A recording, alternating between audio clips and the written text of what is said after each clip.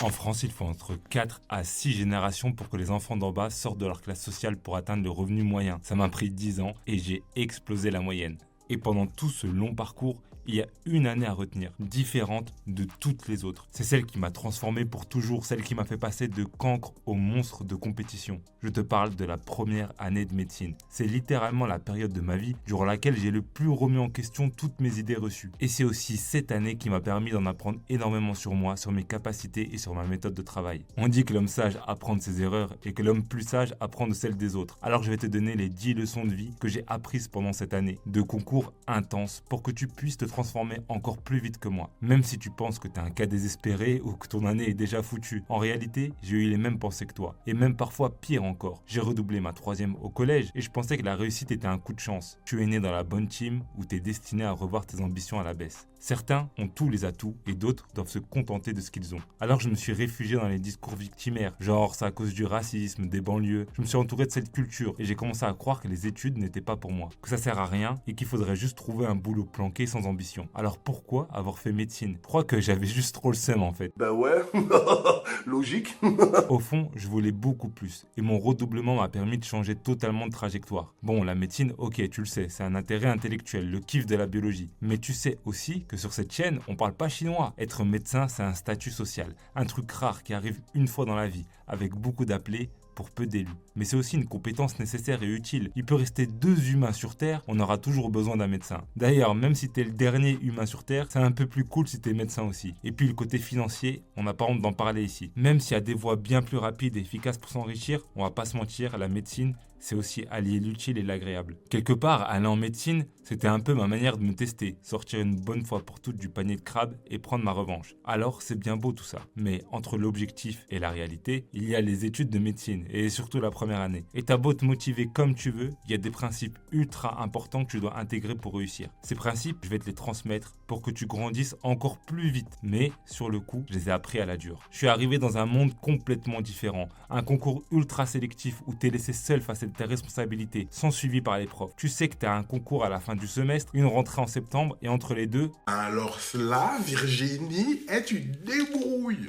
et c'est extraordinaire. Parce que dans une jungle comme ce concours, t'as plus d'excuses en fait. Tu rentres, tu révises, tu tapes une bâche en colle, bah c'est parce que t'as mal révisé. Et tu vas dire que les autres ont de la chance d'avoir une prépa avant de te rendre compte que beaucoup comme moi réussissent sans. Puis tu vas dire que certains ont des facilités, des parents qui aident ou un plus gros bagage intellectuel. Jusqu'à ce que tu vois le gros bourrin CAP boulangerie devant toi dans le classement. Tu vois en temps réel les conséquences de chacune de tes actions. Il y a un vrai enjeu. Tous les gens présents ont choisi d'être ici. Pas comme au lycée ou dans d'autres filières post-bac un peu par défaut. T'as la montée d'adrénaline de la compétition et surtout, tu dois te remettre en question constamment, revoir ta méthode de travail, comprendre ce qui ne va pas et ajuster. Alors, après les premières gifles de colle de septembre, je me suis posé et j'ai appris à bosser. Pas d'un coup, mais petit à petit, en prenant du recul sur mon travail et en m'évaluant tous les foutus jours. Mon sentiment d'infériorité a vite été balayé quand j'ai vu mes résultats grimper. Quand tu passes du rang 500 au 400, puis 300, puis 100, t'es ultra heureux. Et c'est chelou parce que si t'as le malheur de passer de 50 à 70, t'as les nerfs alors que ça reste bien meilleur qu'au début. Et ça, c'est parce que tu t'habitues à la réussite. Ton estime de toi change et ton ambition grimpe. Tu te rends compte que tu prends plus de kiff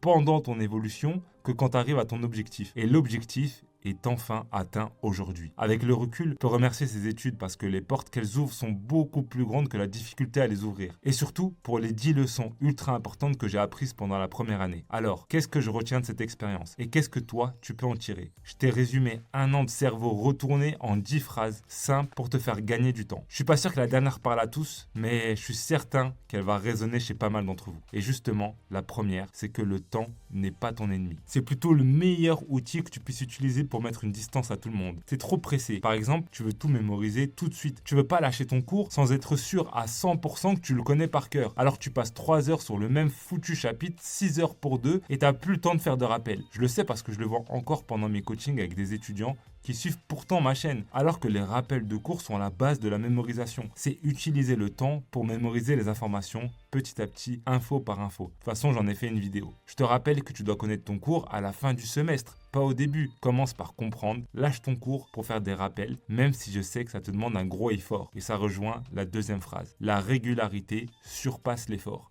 On est tous fiers au début de se dire qu'on a révisé pendant 10 ou 12 heures, qu'on a passé une semaine sans sortir de chez soi, en dormant peu et en mangeant des sardines. Même si ça coûte un burn-out les jours suivants, on glorifie l'effort et on pense que plus il est intense, plus on mérite des résultats. Ça crée un semestre en dents de scie où tu alternes entre gros coups de boost et un énorme coup de mou à cause de la fatigue qui génère du stress, un nouveau coup de boost et le cycle se répète. Alors qu'en réalité, la régularité est beaucoup plus importante grâce à l'effet cumulé. Un étudiant qui travaille régulièrement sans se cramer ira beaucoup plus loin que le type qui tombe dans la propagande des influenceurs alpha, je sais pas quoi là. Genre il faut dormir 4 heures par nuit pour réussir tout en ayant une motivation à 100% tous les jours. D'ailleurs, c'est pas non plus la motivation qui te fera gagner. J'en ai parlé en détail dans cette vidéo et c'est au centre du troisième principe. Les résultats de la discipline surpassent ceux de la motivation. Et l'erreur, c'est de voir la discipline comme une prison, des règles chiantes que t'as pas envie de suivre. Si c'est ton cas, c'est soit que tu as mal dosé, soit que t'es pas au clair avec les raisons qui te poussent à être discipliné, soit que t'as voulu aller trop vite. Alors comment faire? Un peu comme je le fais avec mes étudiants. Tu profites du boost de motivation du début pour intégrer des morceaux de routine faciles à maintenir. Et une fois que ces routines sont stabilisées, tu te récompenses et tu en ajoutes d'autres. Tous mes étudiants bossent beaucoup moins qu'avant en ayant de meilleures notes et en kiffant leur discipline. Il y en a même une que j'ai forcé à aller au cinéma et ça faisait partie pour moi de sa méthode de travail. Mais la discipline, ça suffit pas. Si tu veux réussir, il te faut une bonne dose de confiance en toi. Et là aussi, il y a une erreur fatale réglée par le quatrième principe. La confiance vient du travail et non l'inverse. Si tu attends d'avoir confiance en toi pour te lancer, tu ne t'améliores jamais. D'abord, tu obtiens des résultats et ces résultats te donnent confiance. Mais alors, qu'est-ce qui se passe quand les résultats sont mauvais? Beaucoup dépriment et se disent qu'ils sont nuls. Alors que c'est l'inverse du cinquième principe. Les résultats sont le reflet de ta méthode, non de ta personne. Si tu es en fin de classement, c'est parce que tu as la méthode, la discipline et l'hygiène de vie d'un type en fin de classement. Mais c'est pas un jugement sur tes capacités intellectuelles.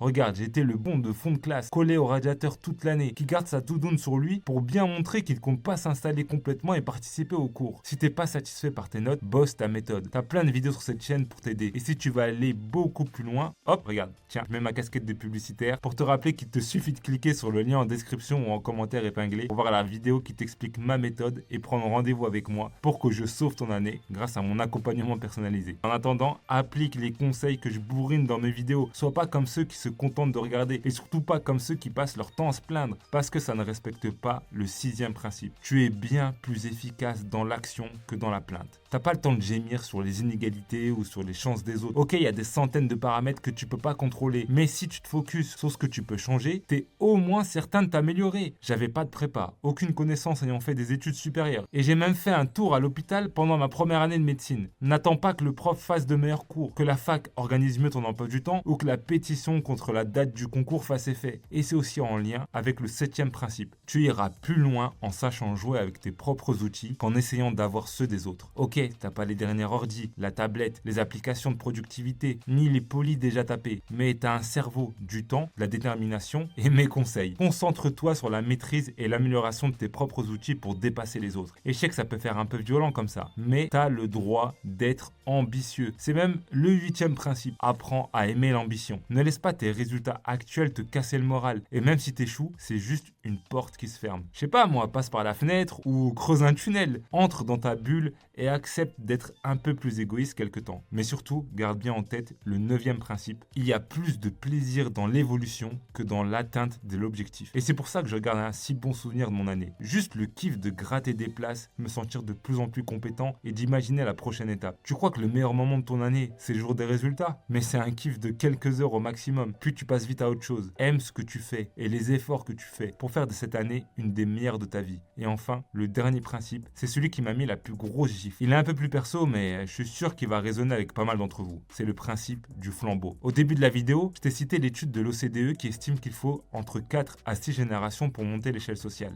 C'est comme si chaque génération se transmettait le flambeau. Et aujourd'hui, c'est à toi de le porter. Il y a eu des générations et des générations avant nous, sur des centaines d'années, qui ont vécu leurs propres conditions. Et maintenant que c'est à notre tour, on a une responsabilité par rapport aux suivantes. Je me suis toujours dit que je serais celui qui casserait le cycle pour transmettre une flamme qui brûle beaucoup plus fort. Alors maintenant que c'est à ton tour de la porter, qu'est-ce que tu décides de faire avec ?